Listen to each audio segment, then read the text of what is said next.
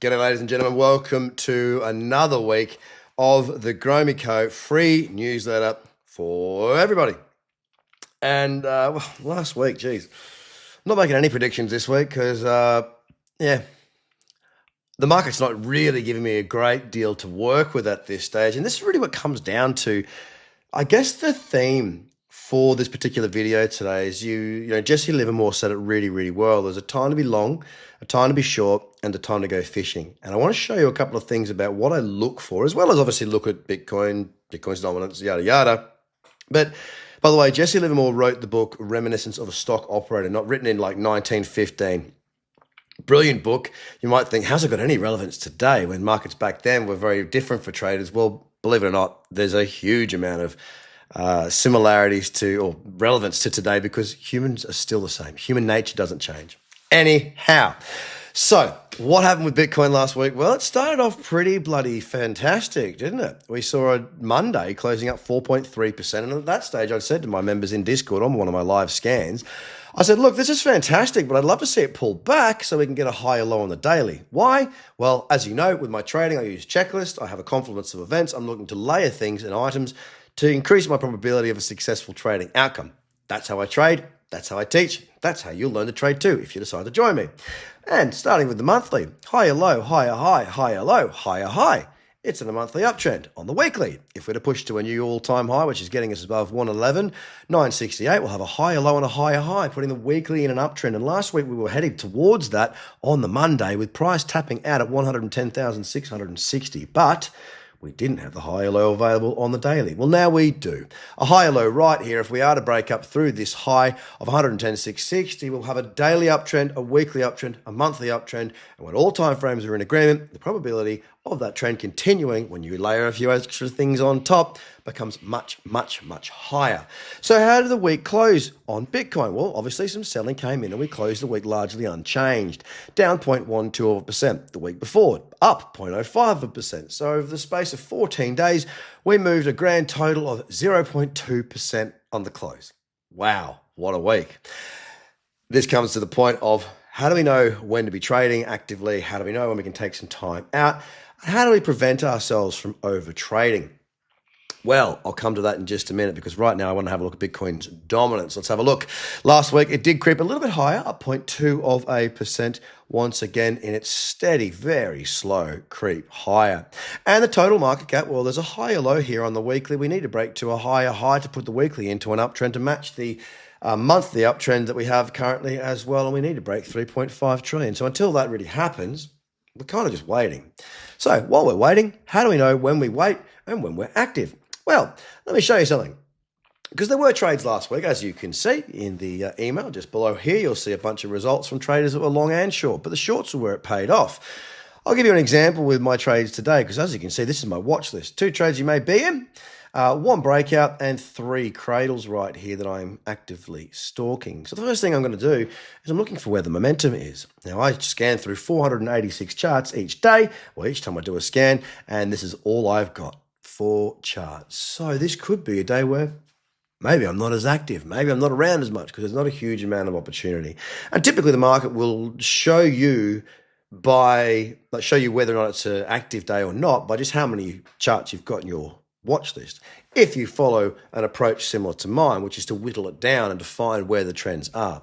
So Aero is on my list. There's a higher low here on the daily and a higher high. There is clearly momentum to the upside. Now, if I jump down to the 4-hour, which is the time frame for which I've raised my trade or raised my order, there's a higher low, high, but not quite, a new higher low to higher high. The 4-hour is therefore in an uptrend. It's back in the cradle zone. Not that any of this matters because this is specific to this particular trading strategy. If you don't know it, you're not going to understand it. Point is, I'm looking at there being a nice confluent trend.